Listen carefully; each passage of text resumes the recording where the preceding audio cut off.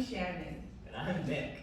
We'll be teaching Advanced React for like 5 minutes before we move on to Debugging React, because we thought that was a little more important than Advanced React. Great. So you remember like yesterday when Alex said that we would teach you guys a fancy form of set state where you pass in a callback that takes the old state and returns the new state? No. Well, we're going to teach it to you now. In case you weren't aware, set state is asynchronous. Yeah. So if you call the regular set state function and you're setting your state off of a state variable, this .state might be out of date if you've had like 2 set states in a row. So if you use this sort of fancy set state, it guarantees that your old state is up to date. Great. Is there anything else you want to say about set state? And now for the real important part of this presentation, a dog generator. Okay. We decided to demonstrate bad React practices using this dog generator. So, Welcome to Dog Generator. So, We made a little app that generates a dog for you.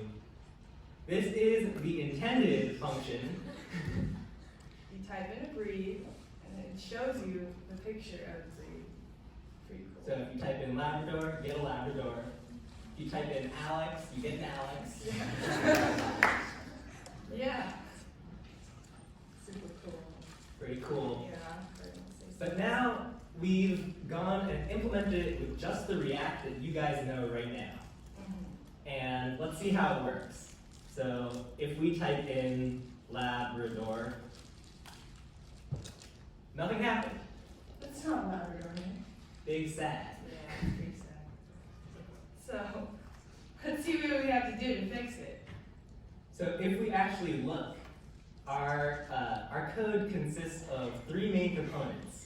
We have a good boy meter, which is the bar, tells you the goodness of the boy.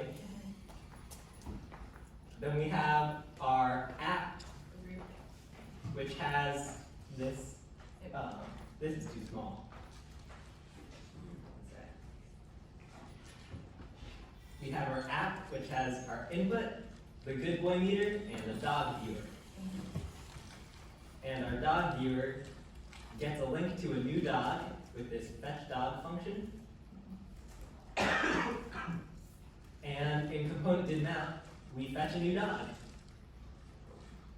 Looks good to me. But the problem is, if you guys remember, component did mount only runs once for your component.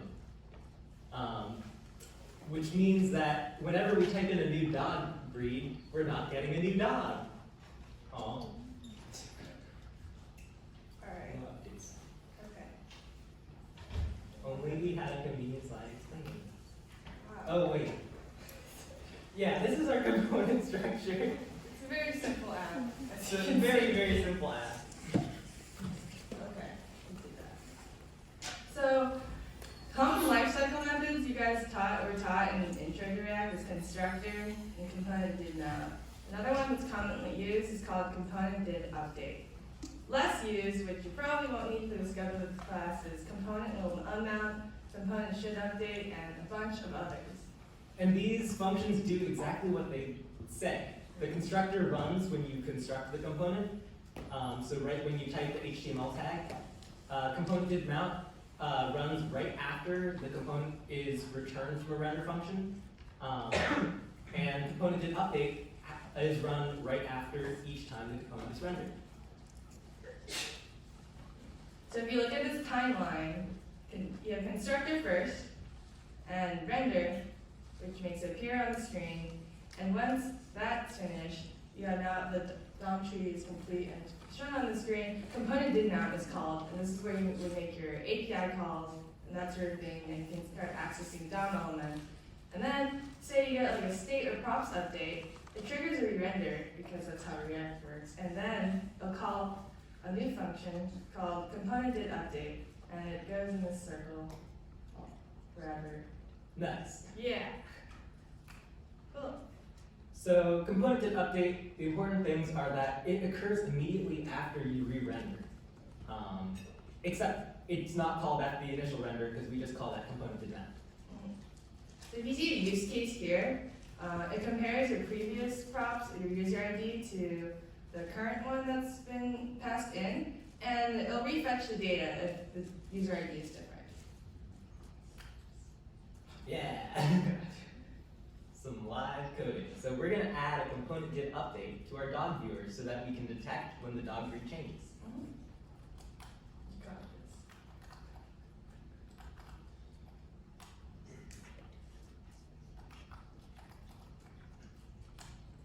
So we made the component did update, which takes in the previous props. You can also take in the previous state, but we're not really going to use that. So whenever we get an update, we want to try to load a new dog. But loading a dog can take a while. So we're actually going to do something first, which is this.set state to loading is true. So that way we show our little loading screen, which, if you remember, is this dog man. Naturally. And this is actually something important that you guys should all consider in your apps, because loading takes a while and you want to show a nicer UI than just a blank screen or outdated data.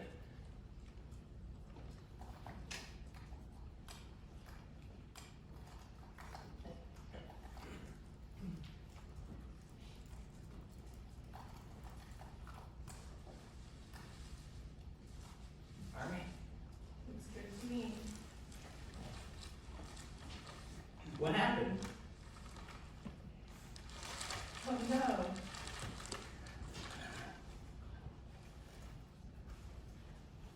So if you guys can see here, we're getting an enormous number of errors where it's saying maximum update depth exceeded.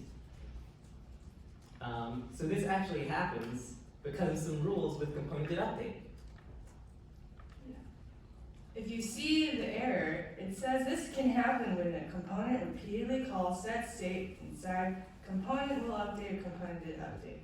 Error messages are very helpful. You should all read them. But to fix this, we have to wrap the set state calls in a conditional, or else it's just going to keep updating forever and break your code. Yeah, because if we go back to our React timeline, if you see whenever we call component did update, if that modifies the state, then we get a state or props update, which causes a re-render, which causes the component did update, which causes the state or props change, and it goes on forever. So let's see how we can fix it. So we probably only actually want to get a new dog if we already have, if the actual dog breed changes. So we can detect that with just, if the previous breed is not equal to, I can't type. If the previous breed is not equal to the current breed. And then if that's the case, then we're gonna load a new dog. Yay. Now, if I reload. Oh no.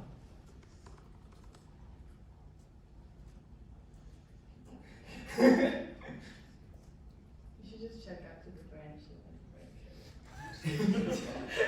You're not seeing anything.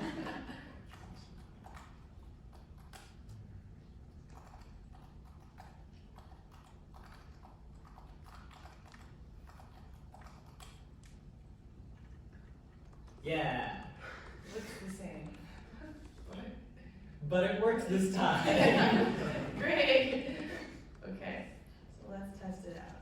So now when we type in a Labrador, we get a Labrador. Wow, that's an intended behavior. And if we type in Alex again, we still get an Alex. That's the intended behavior. Great. Okay. So. Oops, that's not yet. First, you guys have to see the one problem remaining in our app, which is if we type in a dog again, and then let's say Shannon really likes Pembrokes. So let's say we want another Pembroke. Type it in again and nothing happens. It's so disappointing. It is quite. Yes, let us fix it right now. So this is because if you remember in our component did update, we checked that the breed actually changed. So if we type in the same breed twice, then we're not actually getting the breed to change. So the way we're going to fix this is by adding an iteration number to our state. So every time we type in a new breed, we're going to increment this iteration and pass this into dog viewer and actually check that either the breed or the iteration changed. And if that's the case, then we load a new dog. And I don't want to live code that because I messed up the simple version, so. We should check out to another branch. So what we did is in app, we created a new state called iteration. And then here, this is a function that detects whenever you press a key. We check when you press enter so that we can submit that breed. And whenever we get a new breed, we increase the iteration number. And we also just added a special feature where if you just hit enter immediately without typing anything, you're just going to get the same breed as before. And then in dog viewer, in component did update, we check that either the breed or the iteration number changed. And then we'll fetch a new dog.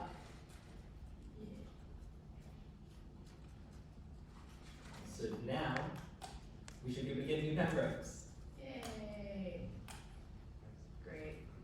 That's a good one. That's a good one. Okay.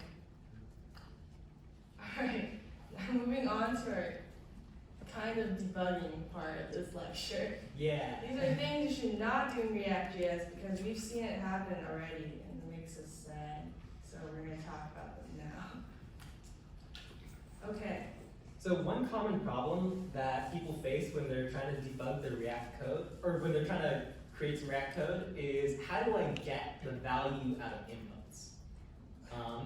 So if you see here from our dog generator, we had an input on our app, and in our key down, we want to know how to get the value out so that we can maybe access the breed and set that breed.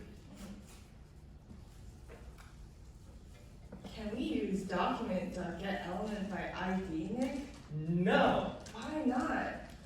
IDs are unique, which means that if we tried to do this, either we'd have a lot of complicated code generating unique IDs, or we would have to only have one of this component, which is kind of against the React style, because you want everything to be reusable. And it might just also mess up React shenanigans. Yeah, thank you. I worked hard. Okay. So a better way is, in general, to use this event.target field. In general, when you have an event handler like onKeyDown, which you pass into an input, it gives you an event which tells you everything about what happened, which in this case was someone pressed a key. And event.target tells you what did this happen to. So in this case, the key press was while you were in the input box. So the event.target is the input box. And event.target.value is the input text. So what happens if event.target isn't the element we want though? Let's say that we have an input and a button, and we click the button and we want to detect the input. How can we, event.target will be the button instead of the input. So how can we get the value out of the input? And this is where controlled components come in. Some of you guys might remember this from homework 2, the to-do list. But if you didn't do that, then that's okay, we're gonna go over it now. So controlled components are a way to synchronize your input values with the React state. You make sure that the value is always up to date with what's in the state, so you're always able to read it. And if you set the value if you set the state, it will modify the value on the screen. So again, I don't want to code this, but I'll walk you through it.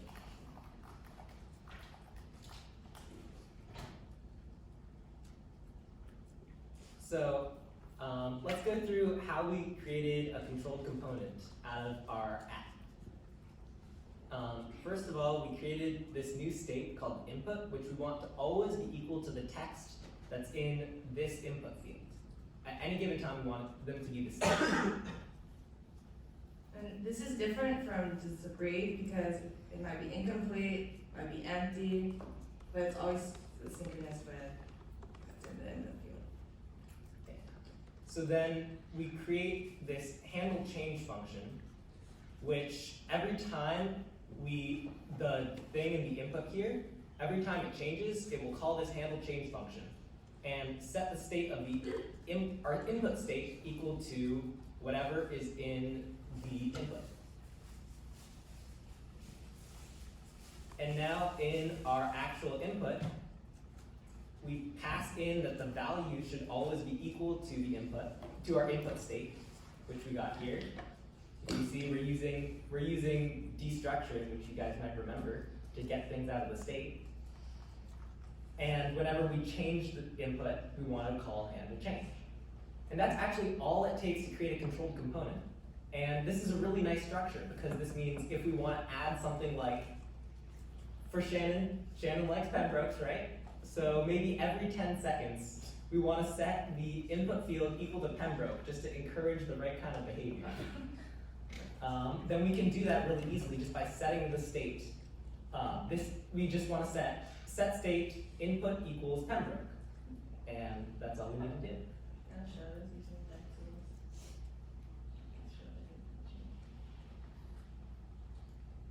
Sure, yeah. Yeah, so if we look at our DevTools in the component section, when we're in the app, we see this input state. And then updates, but not the break. Very useful. You should download React DevTools. We have a slide for that later. Yes. Cool. Can we copy props into state, Nick? No! Damn, okay. Copying props into state is something that a lot of people are tempted to do. In general, this is a really bad idea because it means that your React isn't going to be able to detect as easily when things change. When you get new props, your constructor isn't going to be called. So that means you won't be updating the state you copied from the prop. Yeah. This is an anti-pattern, and you're encouraged to keep like your one true value in the state variable once and just pass it down instead of storing it in its children. Another problem that we had that actually came up in homework too, my bad, don't use indices as keys. If you remember, anytime you render a list of things, like we did with stories in Catbook, you need to pass in a key prop, which has to uniquely identify an element. In general, you want to use an ID like you get from Mongo, instead of an index in the list. And this is just a better practice because it helps React differentiate between the different items in your list. You should not use this dot bind. You might see it as a solution on Stack Overflow sometimes. You should really just use error functions instead. Always use error functions, except for the lifecycle ones. If you don't know what dot bind is though, that's okay because you should never need it. And please don't put more than one component in a file. We've seen this a couple times, and we also did this once, and it just makes everything more confusing. Don't do it. Now we're going to talk about reading error messages and seeing what's actually useful, what parts are useful. This is probably the most important part of this lecture because, in general, you're not going to want to come ask us for help for debugging all the time. You want to be able to do it yourself. Yes. All right. So what is the error in all this garbage here? I don't know. Wow. Maybe the next slide will show us. Yeah. Damn. It says dog here is not defined. Wow. That's pretty helpful. That's pretty helpful. Oh wow, it tells us a line number. That's also pretty helpful. At app.render app.js line 43. That means Pretty cool. we probably didn't import it. You're right. So you should import your components at the top, or I'll throw this kind of error. So we suggest that in general, when you see a huge stream of error messages coming out of React, just look at the top of the error message. It's generally what you want. So if we try that this time, Okay. So what's the error? Anyone want to read this error message and tell us what it's from? I think it's too small. oop. All right. So if you see here, it says a JSON-JSX element must be wrapped in an enclosing tag. Do you want a JSX fragment? It's so helpful. That's little empty braces. Yeah. So in render, you can only return a single component. So you can't like return, in this case, input, good boy meter, and dog meter viewer all at once. You need to wrap that in a big parent component. And usually that's what you see when we have our little empty brackets right there. They actually have a use. Don't remove them. Yeah. Okay. Additionally, there are some React attributes that are named differently from HTML stuff. So for instance, you guys saw this with class name. In React, we have to use class name instead of class because class is a reserved word in JavaScript. This also exists for words like for, which you might use with labels for inputs. And React will give you a warning about this. You can technically ignore them, but you should really fix it so that way your whole console doesn't blow up with warnings.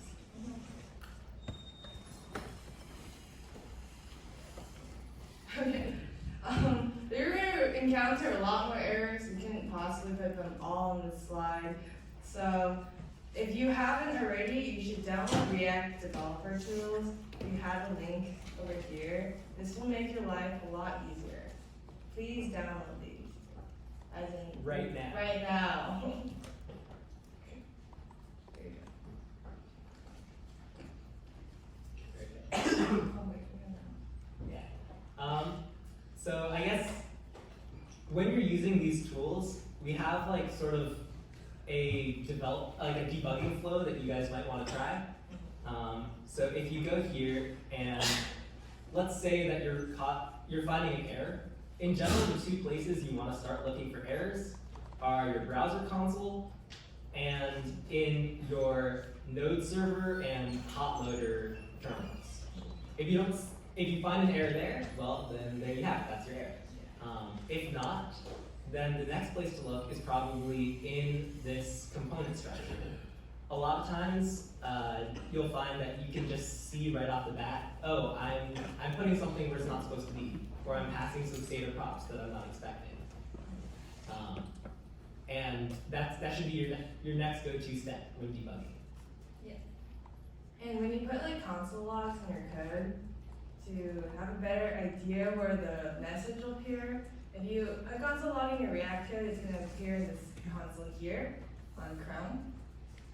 Or if you get like compile errors or stuff like that, you'll probably see it in npm run hot loader terminal, and if you log anywhere else, like in your backend, you'll probably see it on the npm start terminal. Cool. Cool. That's really all we have. Yeah. Alright. What's next? Lunch.